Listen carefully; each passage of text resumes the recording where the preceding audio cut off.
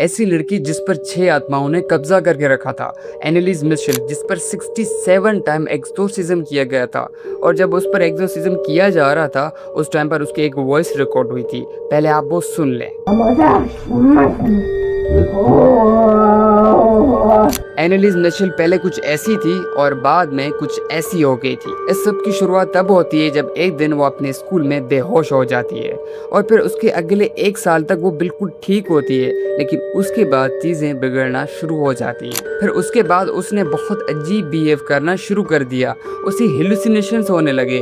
उसने कहा कि उसे वो चीज़ें दिख रही हैं जो और कोई नहीं देख सकता। लेकिन हद तो तब हो गई जब वो एक दिन बेंच के नीचे जाकर छुप गई और 2 दिनों तक कुत्तों की आवाज़ निकालती रही। लेकिन वो यहीं तक नहीं रुकी, उसने एक जिंदा चिड़िया को खा लिया और एक स्पाइडर को खा लिया। अब चीज़ें बहुत बिगड़ चुकी थी, इसलिए उसके पेरेंट्स ने प्रीस्ट्स यानी कि पादरियों को बुलाया, क्योंकि उनका मानना था कि एनालिस पर डीमंस यानी कि आत्माओं का कंट्रोल हो चुका है। उन लोगों ने कई महीनों तक उस पर एक्सोर्सिज्म किया और उसे कई महीनों तक भूखा रखा और इसी की वजह से उसकी 1976 में मौत हो गई थी। लेकिन उसके पीछे की सच्चाई कुछ और ही है। उस पर किसी डीमंस, किसी आत्माओं ने कंट्रोल नहीं किया था, बल्कि उसको बचपन से मेंटल हेल्थ के इश्यूज थे और उसको एपिलेप्सी यानी मिर्गी की डिजीज थी और ऊपर से उसको मल्टीपल पर्सनैलिटी डिसऑर्डर भी था, जिसकी वजह से वो ये सब कर रही थी, ना कि किसी आत्माओं की वजह से। और बाद में उस प्रेसिडेंट्स और उनके माँ बाप पर नेग्लिजेंस का केस हुआ और उनको मौत की सजा सुना दी गई थी।